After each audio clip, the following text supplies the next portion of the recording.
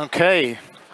Good afternoon, everybody. Good to see you. My name is Ray Le Maistre. I'm the editorial director at TelecomTV. I'm your moderator for this afternoon's session. We're going to be talking about a topic that's really pretty important to any part of the telecom ecosystem, and that's certification. This is something I've seen make a difference and work in different parts of the telecom networking sector over the past 20, 30 years. We're talking about Open RAN certification particularly today. We've got a great lineup of speakers, so I'm going to ask them now to introduce themselves one by one. Kristian. Yeah, hey everybody, I'm Kristian Toivo. I'm the Executive Director of TIP, Telecom Infra Project, which is a non-profit organization driving open and disaggregated solutions. Adam Loddeke, AVP of RAN technology at AT&T. I lead the forward RAN architecture team and have responsibility for driving cloud RAN and open network management within AT&T. Hi, this is Paco Martin. I have the pleasure to lead the Open RAN team in Vodafone for quite some time right now, working on Open RAN and also playing a role in TIP. I'm an alternate board member of the Telecom Infra Project and also part of the executive committee of the RAN Alliance. Thank you for your time. Finally, good afternoon. I'm Franz Seiser, Deutsche Telekom. So happy to have this panel here in our booth, of course. I'm part of our group technology team, and I'm leading a tribe called Radio Access Disaggregation, which is exactly our endeavor, how we call it, to make O-RAN a commercially deployable solution as soon as possible. Okay, so a great lineup. Let's get right to the heart of this topic.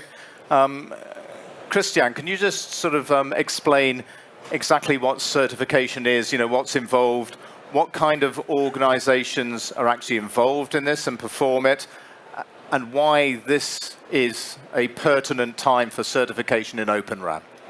Okay, so maybe before I even mention that word, I start from the fact that I feel and we see that Open RAN is ready for acceleration. There's been a lot of work done by pioneering companies, both vendors and operators, and of course O-RAN Alliance has done a lot of work in terms of driving the specifications forward. We've seen the first commercial deployments, and those commercial deployments and the work associated with them have shown that it would be beneficial for accelerating the, let's say, uptake of the technology to be able to demonstrate, validate, and also state that both products and solutions consisting of those products are ready to be taken into customer operator acceptance and deployment. So it's about creating, let's say, visible proof points and confidence for the industry that solutions are ready to be deployed. That's what I see as the relevance of certification. And that, of course, involves hard work in terms of defining how that is to be proven, meaning how is that to be validated. It requires good interwork between what is done in O-RAN Alliance in terms of securing the compliance of Open RAN or O-RAN products, as well as from the operators who are keen to understand that the solutions they will purchase fulfill both the specs as well as the performance criteria. And it's the last piece where TIP as an organization is also coming into play to ensure that the performance aspects become validated and proven. Okay. Franz, can you just talk about how certification and badging has worked in the past in the telecom sector, and why this is a time for operators like yourselves, like the companies we see here today, to be pushing this now for Open RAN? Okay, so let's start with the why. If you followed a little bit what has been published over the last couple of weeks and months, all three operators you have here on stage, we have very concrete plans to deploy O-RAN commercially. So not anymore pilots and trials, we talk commercial deployment, which tells you we are all convinced we are there technically. It's good enough, it's fulfilling our KPIs, it's delivering on our demands, so we are ready to start deploying. Now you have three big guys here on stage, so we have a certain muscle. But what we now need, and again, if you're in radio, you know radio is all about scale. So if we want to make that to thrive and to become the dominant solution, and that's exactly what we want to have, we need to generate scale. And there is still one topic that needs to be addressed to enable scale, and that is to simplify and give ways to deal with the integration challenge. Because the easy thing is you disaggregate, you tear things apart, you all know that. Putting it together and make it work properly, that's slightly more difficult. And especially if you're a smaller player and you don't have this big amount of technical stuff, you need to simplify. You need to have much more assurance that if you buy certain components, you do put them together, they are working. And what we have seen in other areas already, certification is probably the best methodology we know and the best way doing it to create this assurance, people see it's working, and also to deliver in the very end. So saying, if you go out with a tender saying, one of my most important requirements is there are certificates on the components I buy, because then I know it may not be 100% plug and play, but it's, I don't know, 80% plus plug and play. So you're sure if you put it together it's working, and then you need to optimize. And that's what's driving us, because in order to get scale, we need to get this stuff much easier to digest and to build. And certification has shown in other areas of the industry, like small cells, also Wi-Fi, these things are happening, that this is really helping, assuring and lowering this mental barrier for these players. Am I ready? Would I be able to digest and build a system based on these technologies? So that's really what drives us. And luckily, we are very much aligned, as you will see, to exactly go down that route and start now making that happen. Okay. Paco, from the Vodafone perspective, you know, what does this mean for Vodafone? How's it going to change things for you? How do you see this helping the operator community in general? And what does it mean for operator and vendor relationships? I guess it must help to solidify and bring some fine-tuning to those as well? Well, I think for operators, I mean, it's very simple. I mean, we cannot replicate the same effort, everybody. And it's a while that I don't see the latest figures, but there are over 500 operators out there in the world. And we need to collaborate. Collaboration is one of the principles for Open RAN. So certification is a way to show that there's been certain collaboration, something is happening, something is there for others to use. So I think in that way, and particularly considering the long tail of operators that don't have multiple labs and they cannot invest on the product integration itself, it's going to be a must. It's very beneficial. And I think the timing is now, because it's now when we're starting to see big deployments, big commitments. We are now in Vodafone in the middle of a very big tender. But soon every small operator will have to make their own plans for Open RAN. So the only way to be there in the right way is to leverage certification. And then in terms of the relationship vendor and operator, there will be different types of relationship depending on the role everybody plays. But certification is about rules, is about communication, is about predictability. So that only helps when it's so many people involved, and I think it's a must. It's out of question. Thank you. Okay. And Adam, obviously AT&T now has made the leap into Open RAN with its recent announcement, and there's also quite a lot of sort of testing and verification processes going on. In fact, even more so now, collaboration between the operators in North America. So what does this kind of process mean for the sort of the testing processes and environment at operators like AT&T?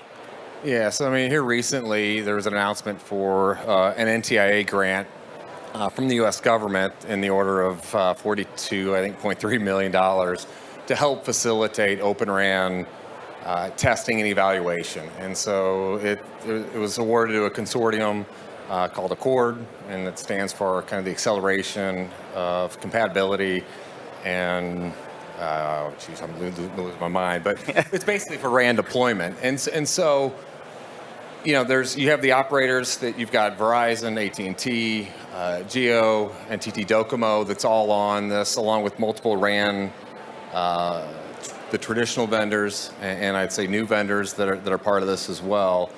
It's really about driving this certification process forward, making Open RAN more of a viable option, not only in the US, but globally. And so you've got big operators that are behind this and supportive of this. And you have, obviously, the community at large that's really driving this, not just from the US, but in Europe as well. And so you're going to see, in my opinion, Open RAN grow in size over the coming years, and you're going to see a much larger percentage of open capable devices within our networks. And is this sort of move towards having certification processes in lots of different labs and embraced by different companies, is that going to make life easier for AT&T as it starts its Open RAN journey?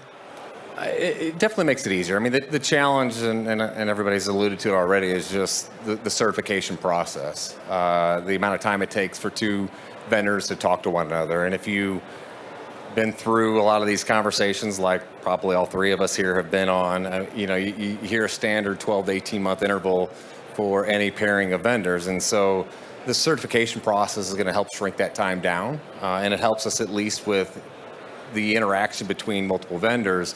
We still got to work through like life cycle management and those issues, but again, I think we have time to work through the automation for that to be successful. And so there's the certification process. We've got to work through life cycle management, and all of that's going to be critical for Open RAN to be able to scale in the volumes that we all anticipate. And can I just ask you as well, how important is it, and I'll come to you in a second as well, Kristian, but how important is it that organizations like TIP and the O-RAN Alliance are putting their weight behind this kind of activity? It's very helpful, and I think both of those organizations have their own roles to help drive the efficiency and the value that O-RAN as it moves forward. And so you think about what O-RAN Alliance and the OTICs, it helps with kind of a lot of that functional testing that's required. You have TIP that's going to help with, I would call, a lot of the performance aspects, understanding a lot of the requirements from the operators around load testing, making sure that the performance is where we need it to be so that it is something that is actually scalable within the operators' networks. Okay. And Kristian, what's happening at the moment with TIP and your work with the O-RAN Alliance around, helping to put this kind of thing in place? Okay, so based on these movements that the three operators here talked about, which kind of proved that the time is now to prepare for that scaling up. We have had a lot of discussions, and we are working on an alignment and a clear message to the industry as well, in cooperation between the O-RAN Alliance team and the TIP team, on how exactly those things and the work division that Adam alluded to in practical terms should be implemented, and how, let's say, both operator and the vendor community should then associate with it and enable and kind of make use of it for the benefit of creating that scale that everybody wants. So that's work in progress that we hopefully shortly will be able to kind of give more details about. But the devil is in the detail, because this is, like was alluded by the colleagues here, this is complicated stuff, and you need to get it right so that when multiple vendors, multiple operators in the ecosystem come together in various combinations, everybody knows where they're starting from, how this is to be conducted, and how this is also maintained, which is the important point of lifecycle management, which is still, of course, something to be discussed at length and depth. Okay. Now, it doesn't seem like a coincidence that we have three major operators here. You didn't wander into MWC and go, oh, well, let's go and talk about certification for Open RAN on Tuesday. Franz, is this like an ongoing and lengthy sort of collaboration, conversation between the operators that are trying to push this forward? No, totally spontaneous, of course. We met Sunday evening and thought, hey, let's do. No, of course, no. That's of course an ongoing discussion for some time, and we all have slightly different paths. Maybe we're all super happy to see that move of AT&T, because this gives the whole thing another boost. But we are working on this topic for quite some time, as you know. And Vodafone being as active as we are on that topic, with a clear goal behind it.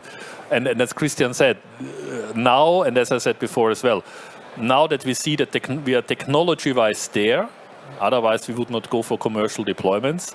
Now it's time to say what is the final step we need to take to make that mainstream technology, and this is all about scale. And there is, but then you start okay, but you need to build it. Oh, this is a lot of effort, and if you got 80% of the testing you have to do, these guys need to do as well. So why don't we join forces and make it easier for everyone of us? And easier means also more cost efficient.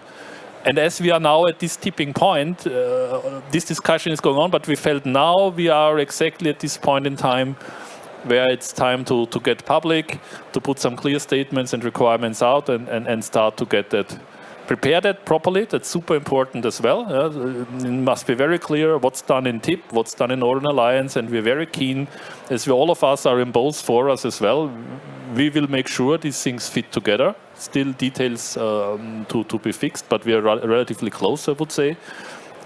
And then we have to execute. And everyone who wants to join, please do so. Okay. And Paco, what does this mean in practical terms? Once this moves on, presumably quite quickly in 2024, what does this mean to the way that a company like Vodafone interacts with the community? Does certain certificates start to get mentioned in RFI, RFP processes that becomes that part of that engagement? Well, we are doing that now. We are already asking in our tender to suppliers to be certified initially by the RAN Alliance, but if we evolve, or when we evolve with TIP going forward, we will be reliant on that. And also, obviously, it's important to collaborate with other operators. As we've been saying, it's all about scalability. Because, we are making progress. If you go to Vodafone booth now, you can see that the stack we are using works very well. There is a comparison with the latest technology from traditional suppliers, and you see that Open RAN is performing very well. But the problem is what happens beyond that. Can you certify? No, we cannot. We need to leverage what others are doing, and the role of TIP, the role of our alliance is essential. So we need to get more operators stepping in, supporting these organizations. We also need to see some of the funding opportunities that are out there, putting money to help these initiatives, so that we get the coordination that is required to get the scalability we are talking about. Okay. Well, we're coming towards the end of this first panel. There's a deeper dive into what actually happens in this process in the second part. But if we can just get a takeaway comment from each of you, starting with Franz. What is your sort of one key takeaway message for the industry around this process that you would like to get out? Very simple. Now is the right time to go into this certification process in order to give O-RAN the scale it needs to become the technology of choice going forward, which we are totally convinced it has to be. Okay. Paco. From my side, I think that time is now.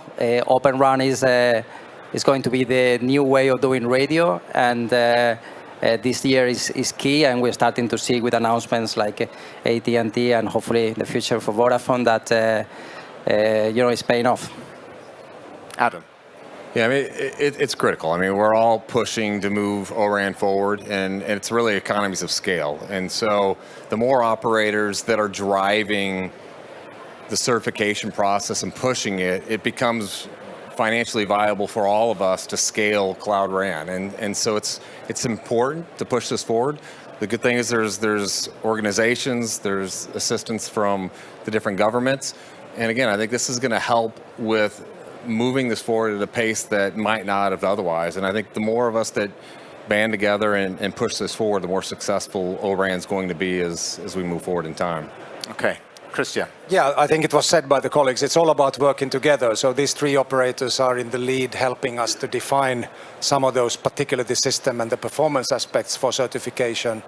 But we, of course, will contribute that to the broader community to make sure we will capture everybody's needs. So get involved, that's, I think, the key. Get involved in TIP, continue to work with the O-RAN Alliance, and we'll make this a success. Okay. Excellent. Well, before we get into the deep dive about how this really works in a lab, which we'll hear in the second panel, let's have a round of applause for our speakers here, and thank you for their time. Thank you. Okay, so we've heard about what the operators want and why. Now we're going to hear about Open RAN certification and badging in action at the I14Y Lab. So if I can ask the next panelists to join me on stage, please. Let's give them a round of applause as they come up.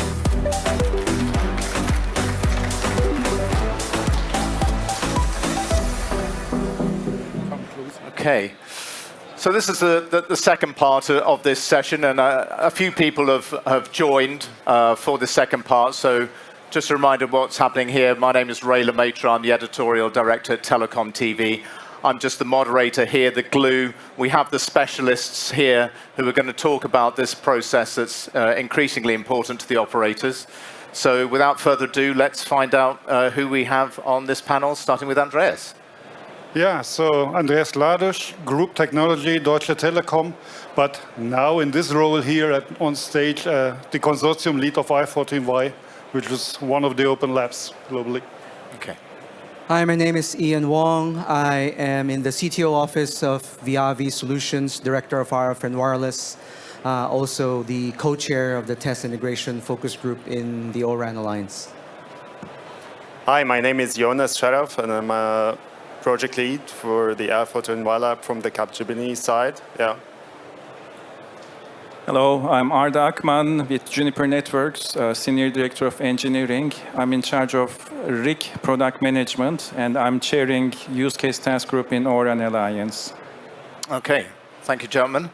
So I guess a good place to start is with I14Y Lab, you know, what it is, what role it's playing. I'm lucky enough to know, because I've been there, seen it in action. But Andreas, can you tell us about it, how it's involved in this kind of certification process? Yeah, so for I14Y, I think we can look from three different perspectives. It is a publicly funded project, a consortium. And the nice thing about that is it's like a model of the ecosystem. So we have three operators on board, two system integrators, two test system vendors, and a couple of smaller SMEs and academic partners. So we're representing the German part of the ecosystem somehow. The second perspective, we are an open lab. So we are a TIP certified lab, and we are the representative of the Berlin, of the European OTIC in Berlin.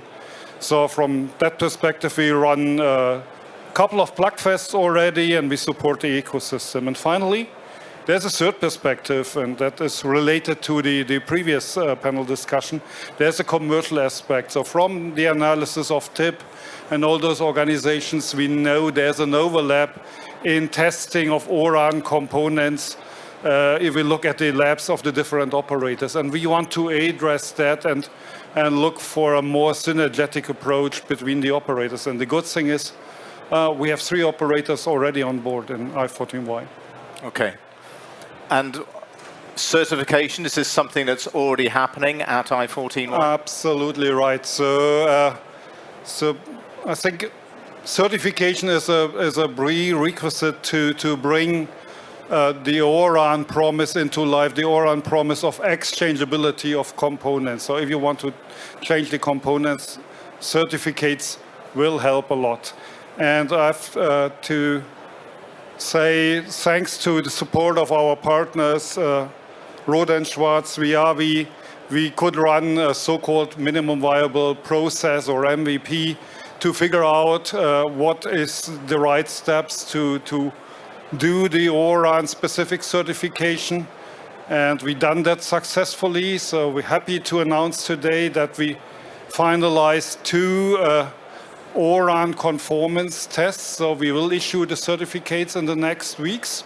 So, and also very important, we also run an ORAN end-to-end batch test. So together with our partners from CapGemini. So that will be released also in the next weeks. And already happened has a third attempt that is related to the TIP RIA specifications, or more specifically, it was a test on the PCI optimization.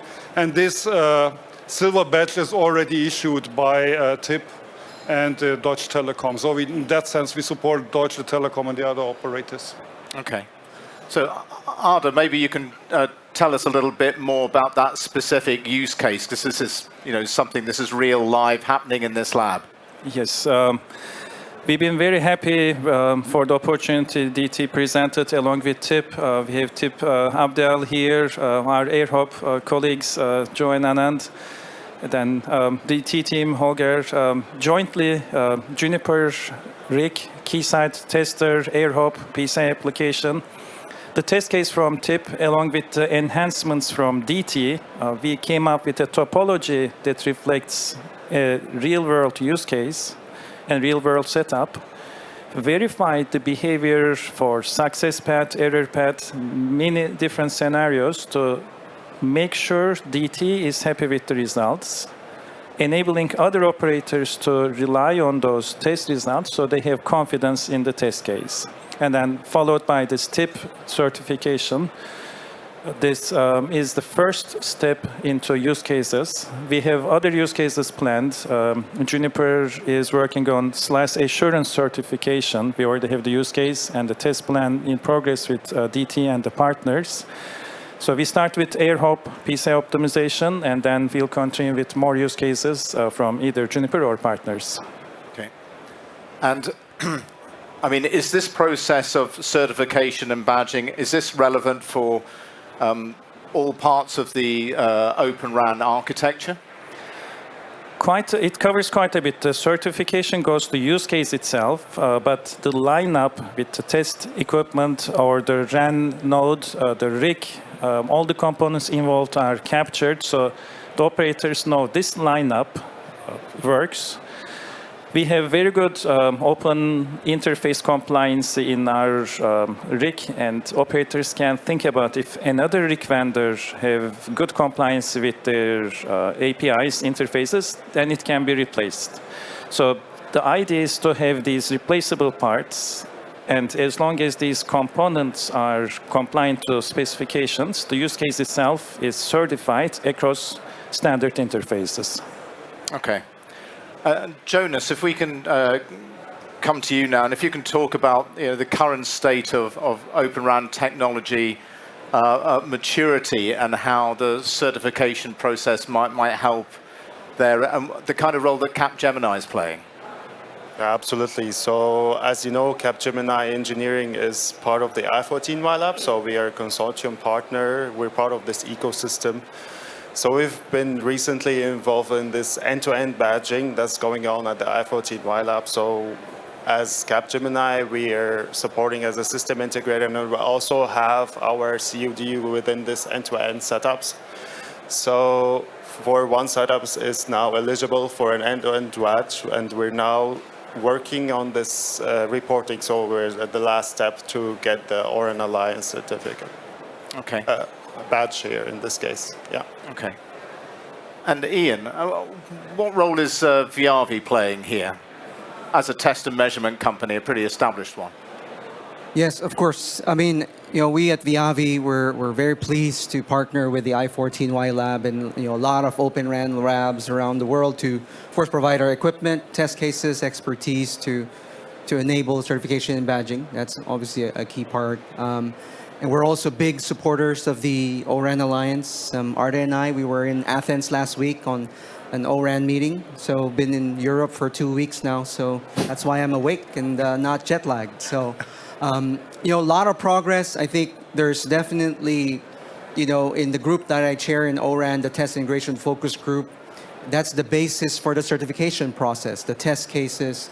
How do we issue this so that, again, I was just talking to a small RU vendor here in MWC, and for them, they want to be able to certify and really trust that I can interoperate with as many DU vendors as possible without needing to retest and really feel like they have to do an interop like all the time. So I think we need to progress our certification so that we get to a point wherein we're a lot closer to plug and play than where we are today, to be honest. Yeah. Okay.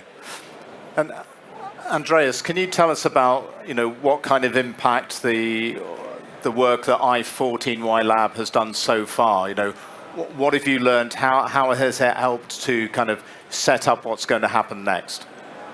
Yeah, that's a good point. So, as I said, we run the first MVP regarding the ORAN conformance tests and the ORAN end-to-end batches, and we extracted a lot of learnings from those endeavor. First is, if we want to bring it to an industry level, we may need to improve our lab itself. That's we have to admit for sure, and we already work on that. On the other hand, we closely work with TIP and the ORAN Alliance on that. We want to develop the test plans and the test specifications further. And the good thing about I14Y is we have already the 3 operators on board, so we can aggregate their requirements and add additional points to the existing test plan. So then we can bring it closer to a level that hopefully it's a kind of pre-integration for the systems, and we can achieve this exchangeability that all of us want to see from ORAN. Okay. And Arda, can you just explain how important this is going to be for companies that want to engage and want to be working with the increasing number of network operators that are now starting to trial, test and deploy Open RAN? What does it mean for the vendor community?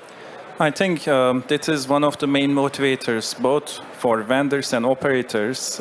We've been in trials with many tier ones, and in some cases we are replicating the same use case, similar test setup with our partners, whether in a North American operator, European or Japanese operator.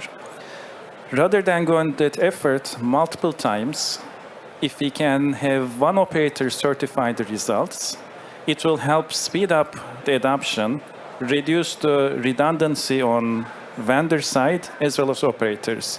So we have demonstrated this with the first use case, and you may have seen DT have issued a press release earlier today with this I14Y certification. And I expect more operators to follow, and we'll have this large set of use cases that are certified. Jonas, can you tell us a bit more about this, about the importance of this to the broader community, and how CapGemini can help in this whole process to take it out to the whole industry? Yeah, definitely. Thank you for that question. So, from our point of view, as a vendor for software and as system integrators, this is very important as a first step, let's say, to get closer to the operator, so that our solutions are mature, so that the operator could adopt them in their deployments. From one hand side. From the other hand side, this is also going to increase the innovation and, let's say, bring healthy kind of competition between the vendors to work on solutions that are certified, so that the operators tend to, select them. Okay. And Ian, obviously, we're talking here about the I14Y Lab as an example of an organization that's already part of this process, but there's a lot of test centers around the world. Can you talk about the OTICs? the role they play and how important that is in getting this process up and running? For sure. We have 17 OTICs approved already as of today worldwide. So that's a big number. In fact, just last week, we're about to approve 2 more. So it'll be a total of 19. That's all around the world. A lot in Europe are based on operators, like European OTIC in Berlin as an example. And kudos to I14Y. We're finally going to get our first certificates and badges out of the European OTICs, which is amazing. The Asian OTICs have been hard at work doing that for a while. Most of the badges so far has been from the Asian OTICs, and we're eagerly awaiting the first from North America. So I think it's progressing. We're seeing vendors engaging, and that's the good thing, okay? But I also want to put a little bit of realism here, right? In terms of really motivating vendors to go through this so that the OTICs actually have vendors coming to them to go through this process. But I think it starts from operators, making it very clear, which is what is happening here. 3 major operators saying we need certification. That is the vehicle to get Open RAN going, and we need to hear that consistently. We need to see. I want to see certificates and badges in my RFIs and RFQs from the operators. And I think that's how we really foster this ecosystem. Okay. And can you just talk as well a little bit more about how an organization like the O-RAN Alliance plays a role here? What is the work that goes on in the alliance that then feeds into this process? Because there must be a lot of work done already that's the bedrock for this. Absolutely. So as you know, O-RAN Alliance is really primarily a specification body. So every work group works on the test specifications, which becomes the basis for the certificate themselves, right? So working group 4, for example, in charge of open front haul, they create the conformance test spec for the front haul, and then using that spec, if vendors pass it, they get a certificate. So clearly a lot of specification, a lot of processes, the OTIC kind of management process, but also the, I would say the plug fests, right? That's another avenue which allows vendors a much lower bar to participate, right? Because all you need to do is show up in a plug fest venue with your equipment and get paired up, or maybe you bring your cohort together into a lab to do that. And all of those are organized by the O-RAN Alliance. Okay. And if I may add to Ian, so we've been working very coordinated in O-RAN Alliance. In Working Group 1, we are defining these use cases. It's one of the examples here today with the DT press release, a use case is certified. So the different working groups take it to test specification, and then TFG, led by Ian, is further defining the test cases for certification. So I think what we do in O-RAN Alliance plus what is being done in TIP is of significant importance for this overall certification process. Okay, thanks. Andreas, you've set the ball rolling at I14Y Lab. What's the next steps, and how do more companies get involved with what's going on? Yeah, so let's start with the latter question. So how to involve companies? So as we are still a publicly funded project, we are limited in commercial activities for sure. It gives us a lot of freedom on the one hand side, or the other hand, so we are binded by some of the funding conditions. So my point is just contact us via webpage or the other channels, LinkedIn or so, and happy to work with any of the companies that are interested. And there's at least 2 very important points this year where you can work with I14Y, or the companies can work with I14Y. One is we will host the fall plug fest of O-RAN Alliance, and we have been very successful in hosting plug fests. So that's, if you look at the numbers of the European OTICs, how many companies participated, that's quite a success for I14Y. And secondly, there will be the I14Y Summit in September. Also a good opportunity to get in touch. And as I said, any company is welcome. Just reach us out and let's start talking and work on a proposal. So. Okay. So some concrete next steps to look forward to this year. We're coming to the end of our panel, but let's, like we did with the first panel, let's just get a quick main takeaway for the market from each of our panelists. If we start with you, Arda.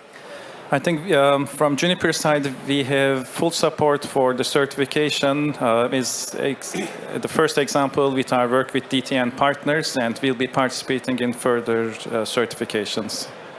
Okay, Jonas.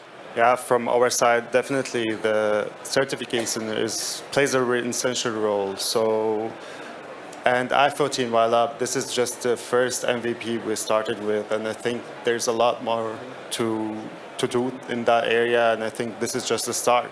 Yeah. Okay. Ian. For me, it's like operators, please request for certificates and badges in your RFIs and RFQs. Vendors, visit your nearest OTIC, talk to them. They're waiting for your business. Andreas. Yeah, so we will contribute and work with TIB and ORAN Alliance to develop the certificates further and even to bring more operators on board to do that jointly. Okay, excellent. Well, gentlemen, thank you very much for your insights to give us some concrete examples of how this is working already. Thank you for the audience for staying. Let's give the panelists a round of applause, please. I think we're just going to wait for our host. Thank you so much for this very inspiring discussion and the important coalition that you represent.